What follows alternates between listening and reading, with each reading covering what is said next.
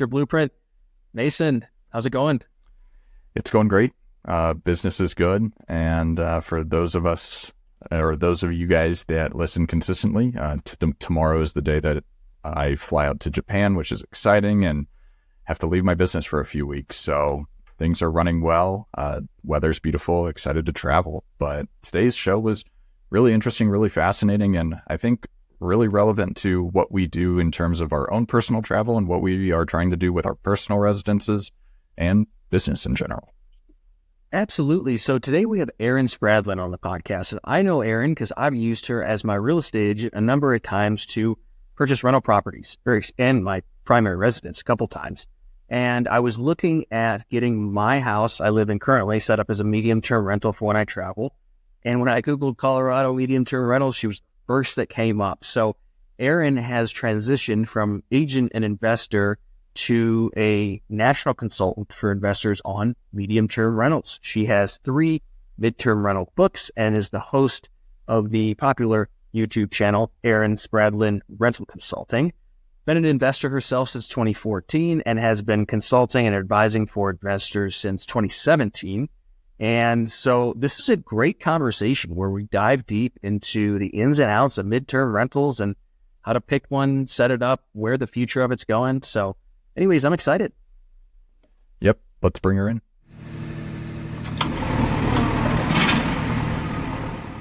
How you doing today? Good. Thank you for having me. Absolutely. So before we dive deep into midterm rentals, can you give our listeners a little background on you, your experience with real estate, and how you got to where you are today? Yeah. So in 2014, my husband and I purchased our first property together because rents were rising even then in Denver. And so we did our first purchase. Then we got married in 2015. And it's crazy because 2014 wasn't that long ago, although I guess it's 10 years now. But Airbnb wasn't super hot at that time. So we got into Airbnb, started to do arbitrage, and then decided to quit our W-2s and become real estate agents because we thought investors would probably like someone that knew the laws inside and out for, each city has a different law each city has a different law around STRs. So we did that. And then when Denver changed their laws in 2017 and limited STRs to your primary residence, we then started doing midterm rentals. So we have a long history with midterm rentals.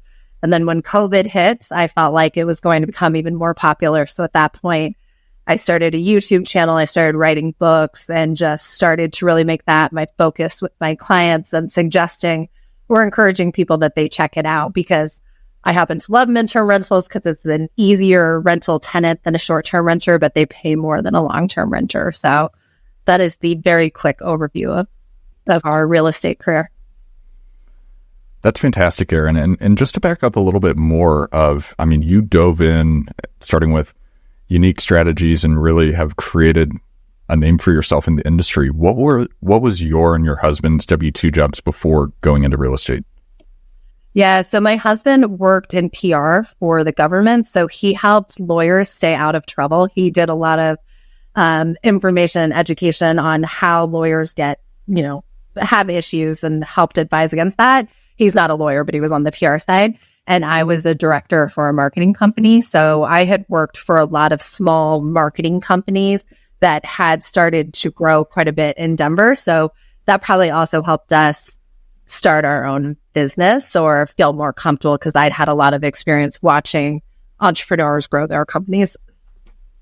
Absolutely. And just one more question on the background before we start getting into the technical side of things can you speak to some of the specific skills that you and your husband learned in those W-2 jobs? Because talk about the dream team background W-2 jobs that translate into this industry where, landlords are hated people. So having a PR person on your team is great. And then the marketing background, we're selling ourselves, we're selling our business, we're selling these properties. It's just what a dream team right there. Yeah. And I think, it's just shook out that he and I have pretty complementary skill sets as far as he is kind of a perfectionist and I'm someone that's 85% is good enough. We need to do things. So that we've really balanced each other out on that. And he also, just as a side note, before he got into PR, he was a journalist. And I think that's been very helpful to some of our clients because he will do deep dives on topics that I just find excruciating, but he will like find the most detailed information. So I think that's been very helpful. And then for myself, what I found, like my biggest advantage from working with a lot of small entrepreneurs growing their businesses, that I really had a clear idea of how to use Excel and how to use Excel to squeeze data and be able to talk to investors about like, this is how we're going to look at it and this is how it's set up. But that is also very useful when you're growing a business, because you can look at like, these are the clients that are coming in. These people are hot. They're not as hot, and just track your metrics. And so I always tell people, and I still feel this way, that if you are thinking about getting more education or what advantage you have business-wise, I'm like, know Excel inside and out. That would be so helpful. Oh, yeah. I think that's fantastic. And it's funny because Excel came out in 1986. So it's you should learn it by now. And with AI tools and everything, it's really easy to learn it. So that's awesome. Dan, to you. Yeah. So I still remember, Erin, the way that I found you guys originally is, 5-6 years ago when I was newer, I was on Bigger Pockets a lot. And James was smart about the way he did this. I'm sure you were both doing it just behind his account. He made sure Colorado Springs, and Denver were in every one of his posts so that he was on the keywords alerts for anyone that was interested in Colorado, Denver, or Colorado Springs. And so he was always popping up. I'm like, okay, who is this guy? He seems to know what he's doing. He was a great writer. I believe that's how I initially found you all. And then I should have mentioned this in the intro, but I've used both of you to help purchase a few houses, and you're now going to help me with setting up this house as a medium-term rental.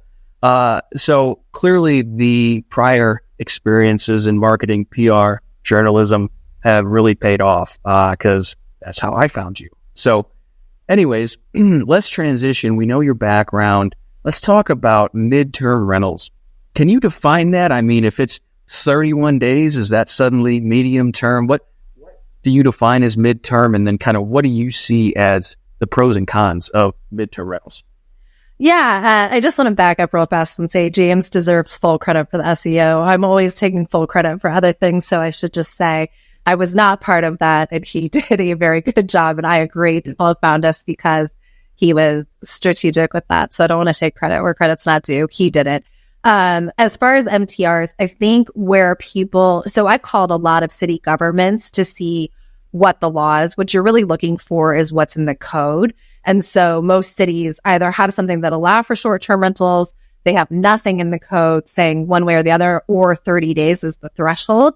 And so I found that interesting because on Airbnb, I don't know if they've changed their tactics, but in the past, they used to talk about it as 28 days or more. And you really don't want to do 28 days because if you have a pesky neighbor or or a city that's paying attention, 28 days is still going to get you in trouble with most cities with their codes.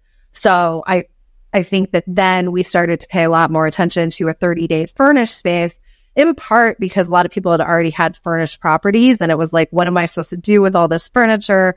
My city has now passed this law that is, preventing me from doing STRs. And so then MTRs came about. And then I started to be extremely interested. We've been doing it since 2017 because of Denver's laws, but then it was very interesting to me once COVID hit, in part because you saw traveling nurses getting stationed in urban centers a lot more. So that was starting to get more attention, but also because of remote workers, that just became a far more popular setup because you were not geographically tethered to anywhere. And I knew my husband and I like to work from Mexico. We like to work from other places. And I figured we can't be alone in that. People that are kind of white collar workers. And I just started to do a ton of research on who could travel for work and what the patterns look like for that. And so anyways, that's a long answer, but 30 days is the threshold for most cities. I've only run into 2 cities, Baltimore being one, and I can't remember the other one off the top of my head, but they both have 90-day limitations. Okay. So that's good to know. So look into your city's code to get the definition. And then from there, I guess the question I'm trying to ask here is it still the blue ocean that I think of it is? When I think of midterm, I think not a lot of people are doing it. There's a huge need and it's not well fulfilled. Am I accurate there, or has it kind of consolidated and become more mainstream in the last couple of years? I'm probably biased because that's my world. So that's what I'm looking for. So I certainly see people that are doing it, but I also agree with you that it's an unfulfilled demographic or market. And it's not even about remote workers or traveling nurses so much anymore as it is. I think that younger people, if given the option of renting a place that's fully furnished, that looks nice, they will take it. I had just said in one of my videos that before I got married, I moved every single year for 11 years straight in Denver. And I was just going for, I had year-long leases and I wasn't a bad renter. I just, things had changed or I wanted to move on. But I was moving not that nice of furniture around and asking my friends to help me and stuff. And I think if I was given the option to move into a place that had curated furniture that looked great in Denver, and all I had to do was move my body, I would absolutely take that deal. And even as a 40-plus-year-old, I will take that deal, as we decide to travel across the U.S. and stuff. So that's the untapped market to me, is that I think the future is not necessarily going to be long-term unfurnished. I think the future could be long-term furnished for a lot of people. That's great. And I think there's so many benefits on the tax side of having all the furniture and everything like that too, with depreciation and those sorts of things. But it's also nice too, because Erin, you sharing your story and the desire for this product. Dan, I know you've done midterm rentals. I've done midterm rentals when I moved to Colorado Springs. Of needed a place to rent instantly for a month. And I know that landlord was cash flowing like crazy with how much I was paying for it too. But can you talk about who the beyond us, of the people that enjoy traveling, or maybe the new job, of who your clients are that are renting? Is it insurance companies where people have a house that burns down and they come in for a midterm rental? Is it corporations that are placing their employees? Is it hospitals that need nursing housing? Can you talk a little bit more about the big pools of the demographic of the user? Yeah, I really appreciate that question, because I think right now there's an over-indexing or over-focus on traveling nurses or medical professionals, and then also people that have insurance plans. And then we also have corporate housing by owner.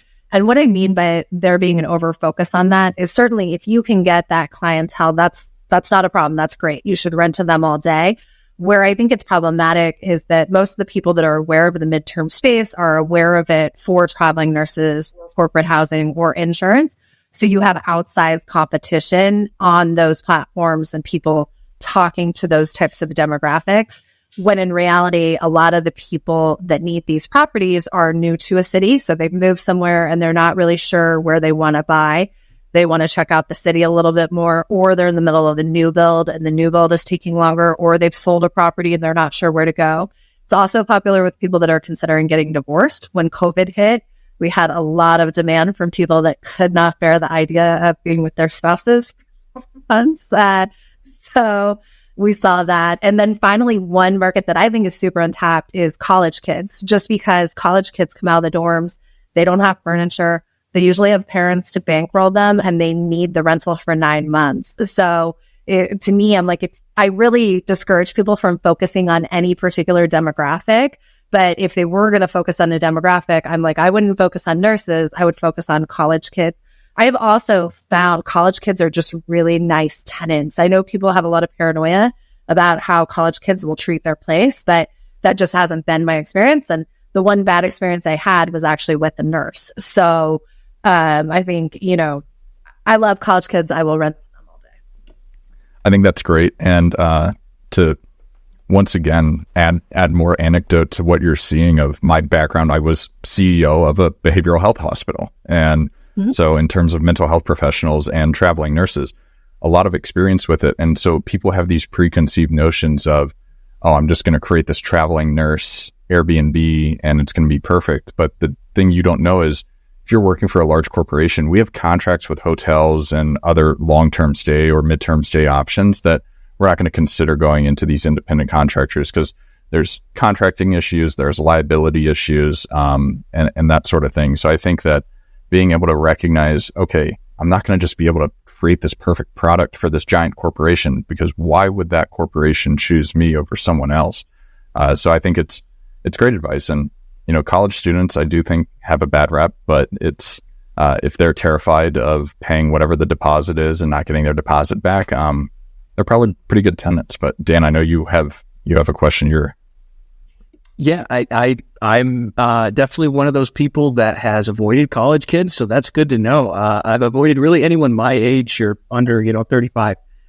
So anyways, that's good to know. But something you said, Erin, that kind of follows or is a corollary to one of my questions, you mentioned divorcees.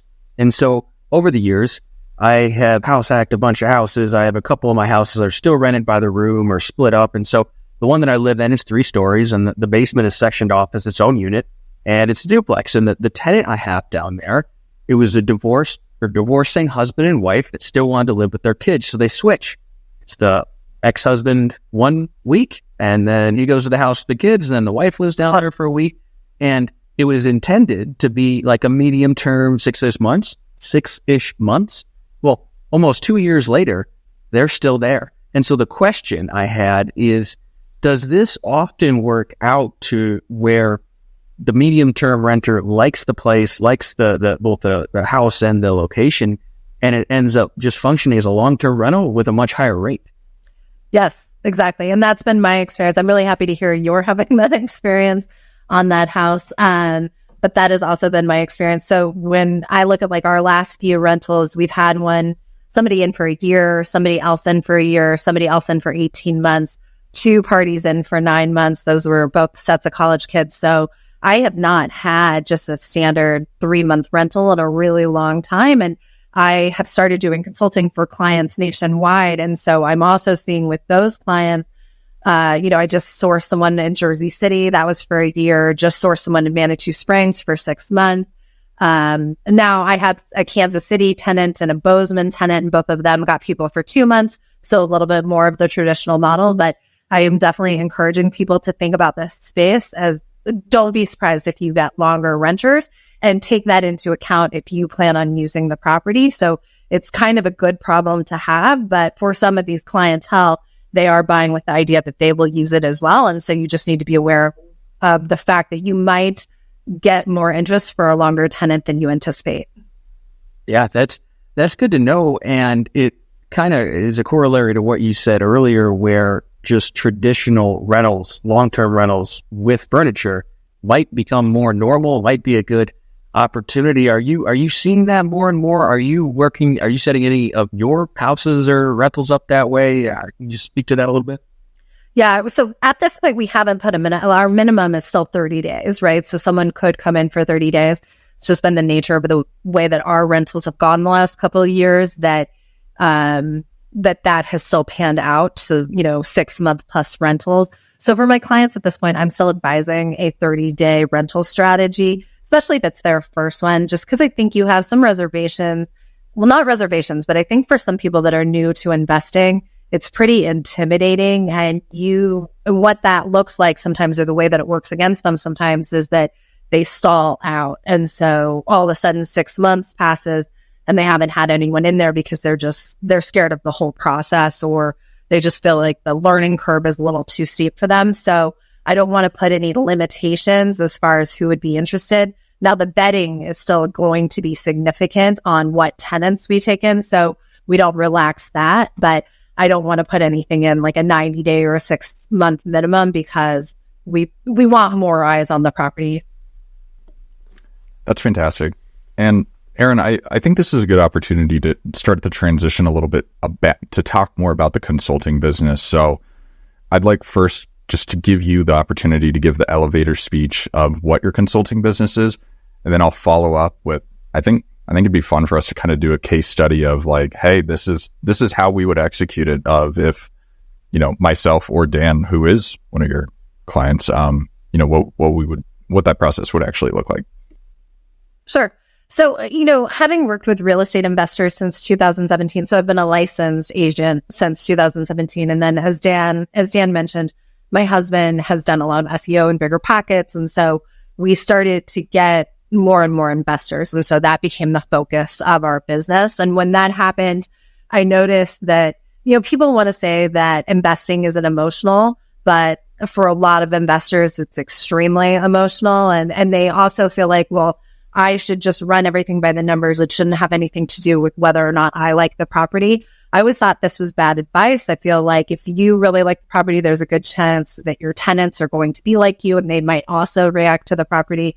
And so there's all sorts of things when you're buying a property. It's a lot of money. If you're investing with a partner, whether that's a spouse or someone else, people might have different opinions and you might need someone to kind of navigate that. There's paranoia sometimes when the person that you're relying on is your real estate agent because they get a commission, right? So they have some incentive to be like, this is the way it goes. So I've always felt like there was a good space or opportunity for someone to talk to you that's a third party neutral, but informed neutral opinion. So that's where I started with it. And then it just happened to be that because I felt so passionately about midterm rentals post 2020, that then I started to make all of my YouTube content focused on that.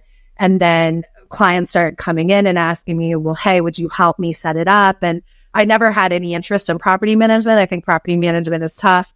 But again, I felt like, to get someone going as far as setting up their platform perfectly, talking to them about how to vet the tenant, what you're looking for, the patterns and midterm rentals. So basically holding their hand through their first tenant. I felt like there was a lot of opportunity for that, and there has been. So I think I hate the term win-win or anything cheesy, but I think that it's absolutely been a win-win because I can work in a way that I really like to do. And then also people get this and have the confidence to then run their own properties. Because at this point, I think property management on a long-term and midterm doesn't necessarily make sense. They're going to take 8 to 12%. That might have made a lot of sense before we had Zillow and these other large platforms. But now it's like, it's not that hard. And that's a lot of money to give away to someone else for something that you can learn pretty quickly. Absolutely. And you made a ton of great points there. And one I want to draw out before diving more into the consulting business is investing is emotional.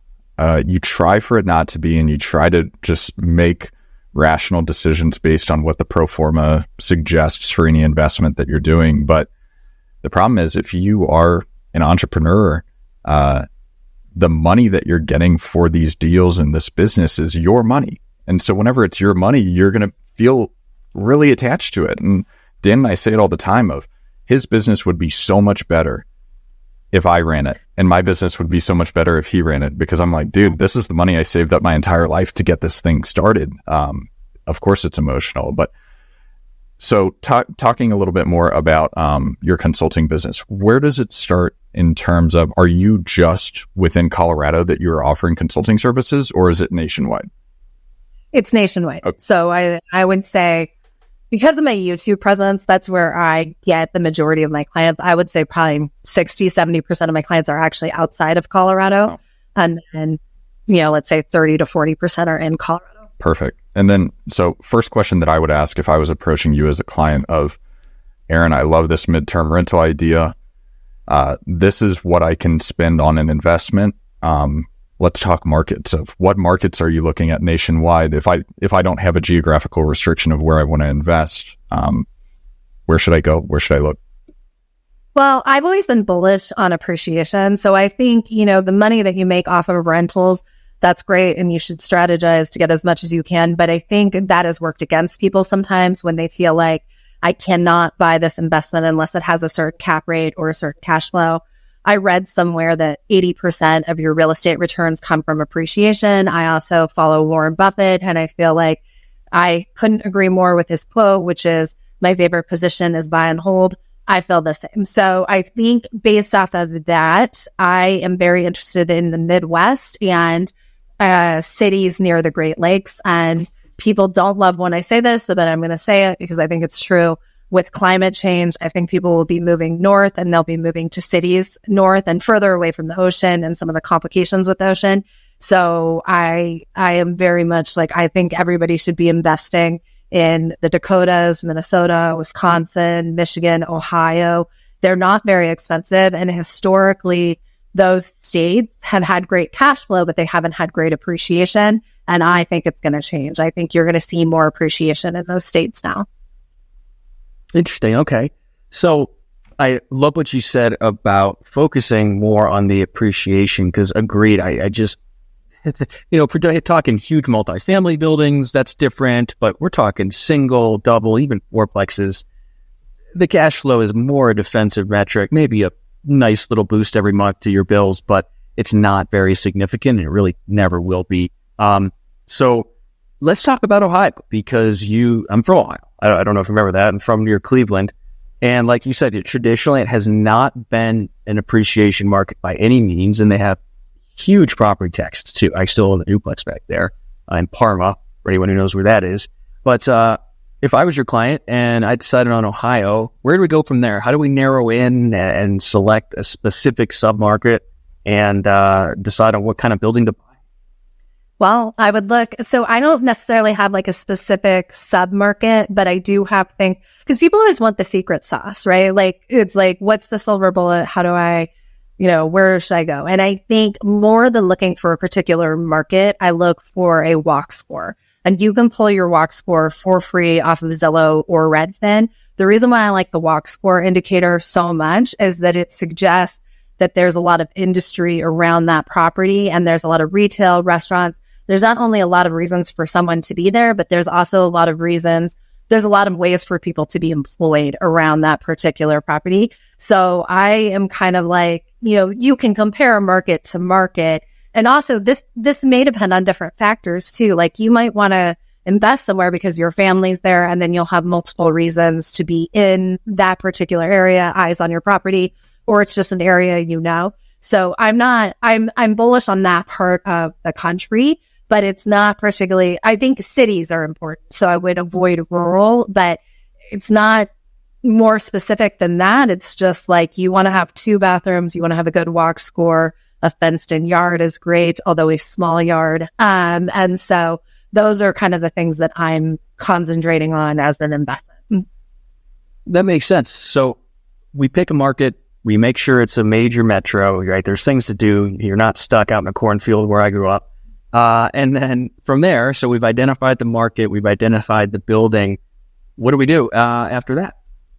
That's a great question, Dan, because this, again, is one of those things where I think analysis is great to a point. It's actually the reason why you and I work together, right, is because I think we sort of have similar philosophies on that, which is, let's not overthink this. Let's find a fine to good house and buy it, and then sit and wait and put renters in it. And so I think with that, what I've been coaching people on is, if you are having problems with analysis paralysis, pick 3 similar properties in an area, let's say 3 to 5, and then review the numbers. And then you should have a pretty good idea of what your range is, and do that maximum 3 times. So you can pick 3 different markets, you can pick 3 different property types, but you're wanting to compare it and then just get a little bit of education as far as what you should expect. Then you're going to buy the property. Once you have acquired the property, your next steps are going to be furnishing it. I'm hardcore, like, buy everything off of Amazon or wherever where you can get it delivered. I think that, again, there's been sort of a trend of, bargain hunting, and I think you lose a lot of time on that. And often you have to replace those items anyway. So why wouldn't I just buy something that's brand new, that's going to get delivered straight to me? So that's always been my strategy. And then next step is going to be going on the platforms and getting tenants. And so my advice with that is to avoid the niche platforms. Do not go for platforms that are just for nurses or just for corporations. You want to be on the biggies, and the biggies are Zillow and Airbnb.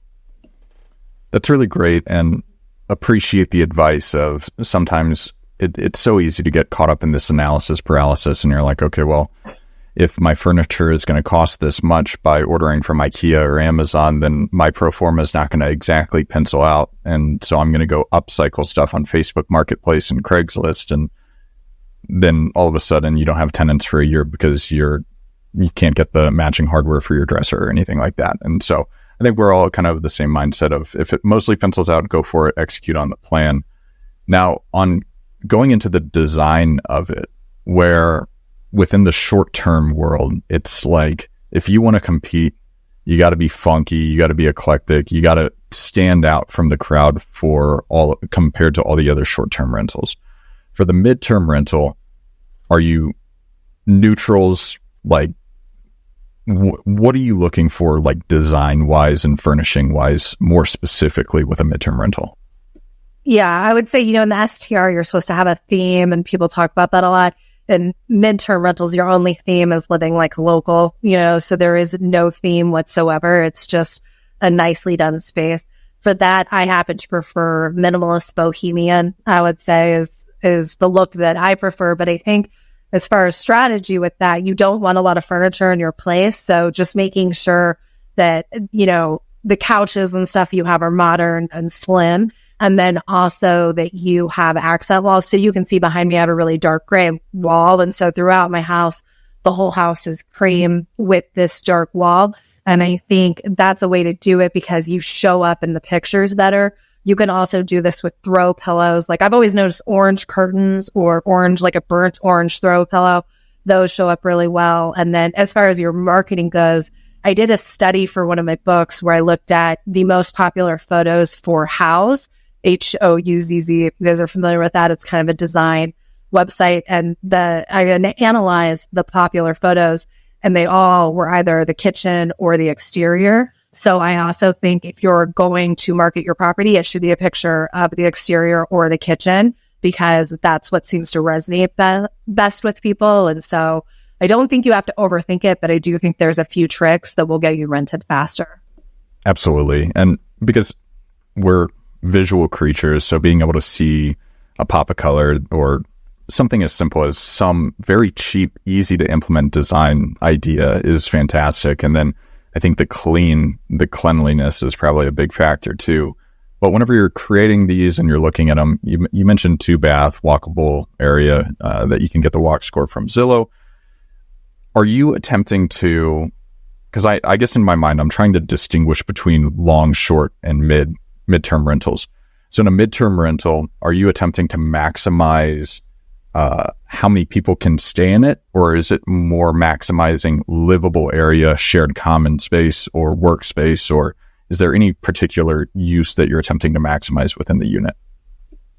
I think midterm rentals a lot of times appeal to a demographic that has a little bit more money. So it's, when you're in STRs, it's heads and beds, or long-term renters. It might also be an economy rental. And certainly in the midterm space, you see a little bit of that as well. But it's a luxury to be able to travel and to stay somewhere for a month or two.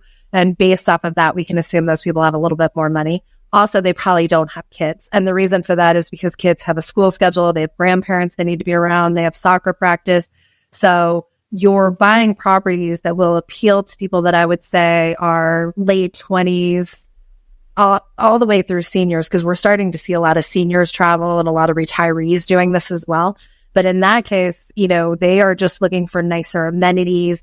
They're looking for somewhere that they can bring their pets, because all of a sudden the pets have replaced the children as far as their interest and their love. So I'm like James and I, we're not traveling anywhere that the dogs can't come. So we absolutely fall into that demographic. So I think just a little bit higher end amenities, being pet friendly, and having access to the things that people that have money to spend want, which again is probably restaurants and retail. That's great. And that kind of leads into my last follow-up question for this moment, which is pets. I've got 2 golden retrievers, Honey and Butter. They're the most beautiful, perfect dogs on the entire planet. And I miss them so much. Had to drop them off at my parents' place. So same as you, Erin, I'm looking at pet-friendly travel, and it's really difficult to find. But beyond that, I know that a lot of investors are very hesitant to rent to pet owners. What pet proofing, if any, do you kind of try to implement within the home? And then how do you capitalize on it? Because I pay extra money for my dogs to travel with me. Can you talk a little bit more about that? Yeah, I think, I don't do anything special with pet proofing, and I don't do a pet deposit or anything, because I really don't care who damages my couch. It doesn't matter if it's your 5-year-old, if it's your husband, it could be your wife, or, the dog. We're going to make ourselves whole again out of that deposit. So, and I haven't found it to be a huge issue. I don't let in cats. I will say that. So I don't let in cats. And part of the reason is that the only bad experience I've ever had to do with cat urine. And when I had to clean up cat urine, I found out that it is a uniquely tough smell to get out. If someone chain smoked in your property for a year, you could take care of that smell pretty quickly. Cat urine is like, you might have to rip up the baseboards and everything else. So no cats, but dogs I haven't had a ton of issues with. And part of the reason why I've been very pro pet friendly is because when I wrote my first book, American Nomads, I was researching in there about pets, and I saw something that said, as far as insurance claims go, people that pull insurance claims on average every year, if you allow for pets, it's only $30 more than people that don't. And then when you look at the market, like if you put it in an Airbnb search, I just did one for somewhere in Florida, I don't know, but if you put it in a search, and when you allowed for pets, you knocked out 50% of your competition. So it's not, and if you allow for two, it even adds a little bit more of a bump. It's not a huge bump, but it's a slightly higher bump. So I think that it's not necessarily that you're going to make more money. I mean, you can charge a pet fee and you can charge pet rent. Colorado has some interesting laws around that. But more than that, it's that you're not going to have these long vacancies because you've knocked out a significant portion of your competition when you allow for pets. Yeah. Sorry, just one other point on that. If you have a fenced yard, no one is going to complain about that, especially if they have kids or pets. And so if you can buy a property with a fenced yard, that's absolutely something you should advertise, because pet owners, honey and butter, will want that fenced yard. Yeah. Those are great points and useful insights. I chuckle about the cat story because one of my rentals, Shasta, it was probably the biggest rehab I've ever done. And the basement carpet was so disgusting from cat urine, and it had actually soaked through the carpet into the wood subfloor. It was bad. It took a long time to get rid of that smell. So yeah, you are absolutely right there. Cats can really ruin carpets, floors, wood, or anything. But okay, moving on and to this whole conversation. Once you've got it rented, can you speak to the work involved relative to short term, which are really like hotels where they can be a pain in the butt and there's lots you have to do and management is not easy, and then long term where if you do it right, you might not hear from them for a year. Where does medium term fall in there? What is your experience been like? I think the midterm renter shops like a short-term renter in the fact that they want a good aesthetic, they want to be in cool areas in the city, but then they act like a long-term renter once they get there. I feel strongly that your tenants, you probably don't want to talk to your tenants that much, and they probably don't want to talk to you that much.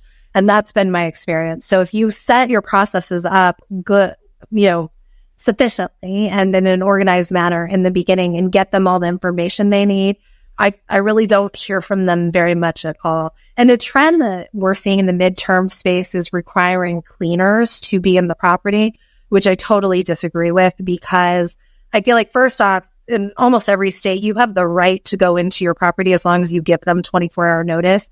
So if the idea of getting a cleaner in there is just get eyes on the property, you as the landlord fully have the right to do that. And I write it into my lease. And in fact, I give them 48 hours. I say, we can come in at any time as long as we give you 48 hours notice. It'll be between Monday and Friday, and it'll be between 10 and 4, so there's absolutely no reason for me to have a cleaner in there. And then as the tenant, it's nice if they offer it, if they say like, there's this service and you can pay for it. I'm not against that. But as the tenant, I feel like I'm a clean person and I don't want to, that cost ultimately is going to get passed on to me, and I don't want to pay for that. And then also I feel like there's that now all of a sudden someone's around my property and my stuff that I don't know, and I'm not crazy about that. Or I have to be there and making like small talk with the cleaner. And so I just feel like there are ways to create situations where you're in front of the tenant all the time, but that's not my philosophy and that's not how I do it. So typically I do not hear from my tenants very much. Good. Working on setting this up myself, that's positive to hear. But if you saw me chuckle a few times talking about accent walls and throw pillows, I probably am going to need a little more insight into how to properly furnish my house. I don't know if I'd notice if you painted my walls. I probably wouldn't unless they were black or something. So good meet you out there. But moving on, Erin, we have a good idea of what you do, which is a pretty full service consulting business here. But I want to talk about what you mentioned before we got started, which is kind of the idea of how to create a small but impactful portfolio and not just focus on some arbitrary metric like having 100 doors or something crazy like that. So can you kind of speak to your philosophy and thoughts around having a small but very, very profitable portfolio? Yeah, I talk to a lot of consulting clients sometimes, and they are like dogging on themselves or feeling down because they only have 2 properties or they only have 1 property, and I think only 5% of the US actually owns a second property. So if you have a second property, you are ahead of 95% of your peers. So there's absolutely no reason to feel bad about that at all. Even if you just own your primary residence, it's like the people that don't have this certainly would want it. And so I think there has been this emphasis in the investor community for a long time about 10xing it or what it means to be like an investor. And I just strongly disagree with that because I think it's intimidating. I think it puts you off from ever taking the first step, especially for people that struggle with perfectionism. They feel like, well, I'm not going to get into anything unless I can be the best at it, or I can beat everybody. So if you find out that, the people that you're following, the influencers that you're following have 50 million in assets, or let's even say 10 million in assets, and they have 100 doors or whatever, it's very hard to see yourself there. The analogy that I use in my videos a lot is it's like if you came home and your teenager was just watching TEDx videos from the Whole Foods CEO, and you're like, what are you doing? And they're like, well, I want to get a job bagging groceries at Whole Foods, and so I'm studying the CEO of Whole Foods. It's like, that doesn't make any sense. What you need to do is talk to your buddy that works at Whole Foods and see if they can get you an interview. And it's the same thing with investing. I feel like we sometimes have been studying people that have different motivations from us, and especially females too. I know females get annoyed, and I understand it when they get talked about as like not a subset of investors, right? It's like, I'm not a female investor. I'm just an investor. And I get that. I feel the same way. My money spends the same. Please take me seriously on that. But I also feel like females do make decisions a little bit differently, and their motivations sometimes can be different. And so we need to start to have more conversations around the different motivations and the different ways that people will feel comfortable investing. And a lot of the time, those investments are only meant to serve you in retirement or to pad your finances a little bit. And in that case, you don't need 10 properties. You don't need 10 million in assets. You need 2 properties. So let's start having those conversations.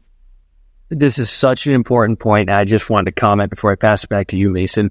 I wish I had heard that from you before I started, because there's this arbitrary, accrual of doors or properties. And that's such a dumb metric too, just even from an objective standpoint, because, well, 1 door could be $1 million property, or it could be a $50,000 property, And so, at this point, on my end, I've done a better job of aligning the investing to my goals. And so I only buy buildings younger than myself where I can get tenants with 700 or better credit scores. That's the rule going forward. But I wish I would have heard this a long time ago. So just had to make that statement. That's great advice, Erin. Mm-hmm. Yeah. And Erin, I think talking a little bit about the investing philosophy as well as the emotional decision-making that can happen as an investor sometimes, as a consultant, how much do you think of how much time do you think, as a percentage maybe, do you spend on coaching and making your investors feel good and talking about the philosophy of it and making them, feel like they're making a wise decision and coaching them through that, rather than just the analytics and the pro forma and the market selection and the furnishings and that sort of thing? That's tough because sometimes they are together, right? Like when I was in real estate, and part of the reason why I've stopped being a real estate agent, my husband is still a real estate agent. I'm a full-time real estate consultant now. But part of the reason why I stopped that is because I did feel like there's a lot of unpaid time coaching people through this part of the process. And for some people, they will never get there. They will really have trouble pulling the trigger. And so I feel like even though your commissions are worth a lot in real estate, I like getting paid by the hour for my time. And so I moved into that model. Now that I'm in that model, I offer a specific package called real estate therapy, where I am just talking to you about your concerns and trying to play devil's advocate or a second opinion like a doctor. I've always felt like in real estate, and I feel this way with consulting too, is that sometimes my biggest value to you is saving you from yourself or protecting you from yourself. And so I like that because I can really help people with that without going against my own interests as far as getting to the commission and stuff. And so I think that should always be true for real estate agents. They should always feel that way. And I always have, but it's just something where a lot of times you're working against your clients or trying to re-educate them on stuff. So there's the therapy side, there's the re-education, and then there's the tactics. I would say for the mentor package that I offer, a lot of it is a little bit of both, right? Because people will come in and they'll have like a lot of anxiety around tenants. And so it's like, okay, let's talk about that anxiety. Let's talk about a worst case scenario. Let's talk about how we protect against that situation happening, because you're always going to be safe from tenants if you never rent. But what are you losing on the backside of that? You're the one paying the mortgage and stuff. And it's like, at the end of the day, there are a ton of great tenants, and you should not take a tenant you don't like. And we can get you to a place where you will like your tenant. I mean, 35% of the U.S. rent. So there's absolutely the right tenant for your property and for you. And you shouldn't settle on that. But also you shouldn't make the worst assumptions about tenants. And that's, I know I'm kind of going off here, but that's also an annoyance I have sometimes in the investor space, is that people will talk very poorly about tenants. Like there's just an assumption that tenants will trash your place, or, they'll treat it badly. Well, I've had tons of rentals since 2017. I've only had one bad tenant experience, and the majority of my investors have tenants and they're very happy with them. And I think we need to stop being suspicious of tenants and start thinking of them as the people that pay our mortgage, because that's who they are. So that's my soapbox, but I feel strongly about it because I think it also works against investors to have these suspicions around tenants when that just hasn't panned out in my experience. Yeah, no, strongly agreed. One of my tenants that's rented for me for years and years, he stops by, he drops a check most month, checks in on how business is going. He's a contractor, so we talk about what he's doing. He asked me for insight, vice versa. These are people, right? And if you do your screening it right and you take care of them, you can get really good people in your buildings, and that's been my experience as well. But kind of moving towards the end of the show here, Erin, we did have a fun question. I was scrolling through your YouTube channel a bit, and I saw some interesting videos here. And so amongst all your clients, all your properties, all your just experiences you've had, what's your craziest tenant story? Oh, definitely the one that I had this summer. So these are the only bad tenants I've had. Now I'm calling them bad tenants, even though I've just given a big lecture about not doing that. But so one issue with that was that we knew pretty quickly that we didn't want them in. They had been working with us for a while. They had communicated with us. And then at the last minute, when we got their credit report back, there were some red flags, and there were also going to be too many people in the property. And so we had a lot of concerns about that. But so we had emailed them and said, we're actually going to pass. Well, they called us and begged us to let them in, said, we'll give you 6 months up front of rent. We will give you time and a half on the deposit. Please work with us. And I think we both feel strongly that people deserve a second chance. Like, you can make a mistake in high school and that shouldn't, or, maybe you didn't have your career figured out until last year. Like, that should not prevent you from getting solid housing for the rest of your life. So we decided to move forward with them. And then when we got the property back, we saw that they snuck in 2 cats. And so I'm not even really against that. I understand, to our point about loving your pets, I understand making a decision or doing something that's maybe not your best self because you have an attachment to this animal and you also need housing. So even that I don't really have a problem with. But similar to you, Dan, they let the urine sit for months and stuff. And so it wasn't just that you let cats in, it's that the cats destroyed a significant amount of furniture. And so last year, James was actually out of town and I went over to the property. It was supposed to be a 2-day turnover. And luckily it ended up being a 4-day turnover because I had to repaint everything. We had to have junk hauling services come out 2 or 3 times. We had to buy new couches, new chairs. Like, it was wild and I was extremely stressed. But with that said, we had a $4,500 deposit on them. It ended up being about $7,000 in damages. And I would never not rent my place. I would never regret my investment. So, I was pissed. I was extremely unhappy at the time, but it all worked out. It ruined my Labor Day weekend is what it did. And then it caused a few fights with my spouse. Like, why are you on vacation and I'm here? And, but that was not anyone's fault except for his. And I also, with that, don't want to change my mentality either about renting to people that maybe are not perfect tenants, I would vet differently, or I would take the deposit differently. Or on an imperfect tenant, I would say we are going to have cleaners in and you're going to pay for them. But I'm certainly not going to eliminate, all tenants that are perfect going forward.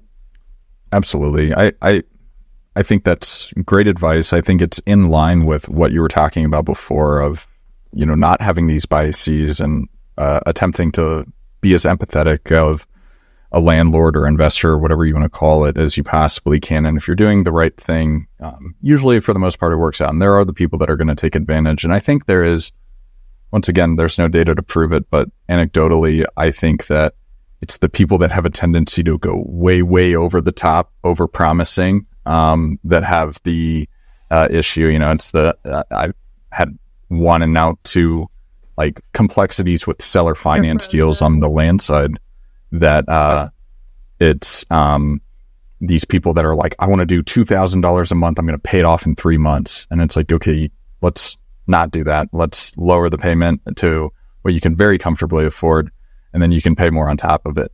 But it's always these people that have these big outlandish promises and will do anything at all. And it's just a defense mechanism, and it's desperation, and it's sad and it's unfortunate. And maybe they're not your tenant. But regardless of that, if you lead with empathy, you're going to be fine. So, Erin, as we do move towards the end of this show, what questions did we not ask you that you wish we had?